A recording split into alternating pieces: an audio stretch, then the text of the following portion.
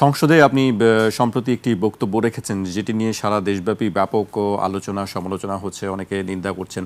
সেটা কি আপনার জ্ঞাতস্বরেই নাকি আসলে ওই যে না জানার কারণেই আপনি এই ধরনের বক্তব্য করেছেন? বডি শেমিং নিয়ে যে কথাগুলো বলা হচ্ছে, ওই যে মানে পেট জি নিয়ে জি জি না, এটা একটা মিডিয়া সন্ত্রাস এবং তথ্য বিভ্রাট করে ওরা আমাকে কালার করার জন্য অনেকে লেগে আছে। আমি তো ওই দিন মানে 1.5 ঘন্টা বক্তব্য দিয়েছিলাম এক মাহফিলে। ওটা মনে হয় মাহফিলটা ছিল মানিকগঞ্জ না, দেখ ওই লাইনে জি ছিল।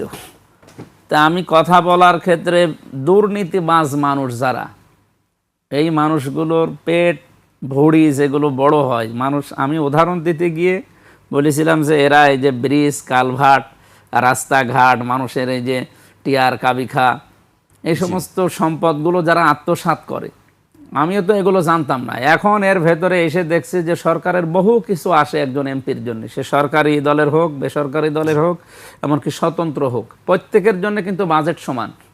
কিন্তু বাজেট সমান হলেও তো কাজ হয় না। 100 টাকা আসলে 30 টাকার কাজ করে 70 টাকা খেয়ে ফেলে। তো এই খেয়ে কি করেন আপনারা? এই যে ভুঁড়ি বড় বড় হয়, পেট বড় বড় হয়, এগুলো তো আমাদের মা বোনেরা বা আমার নারীরা যারা সদস্য আছে তারা তো এই সমস্ত এমপিদের পেট দেখলে লজ্জা পাবে। তো এখানে তো আমি মেয়েদেরকে কোনো কিছুই বলি নাই। হ্যাঁ, নাম বলেছিলাম কয়েকজন নারী সদস্যর, আমার বোনদের, কারণ তারা ওখানে উপরে বসে থাকে। ওই যে কয়েকজনের নাম বলেছিলাম, ওনাদের নাম আমি আর নিতে চাই না, জি কারণ আবার পানি কোন দিকে নিয়ে যাবে, মিডিয়ার কাজ তো।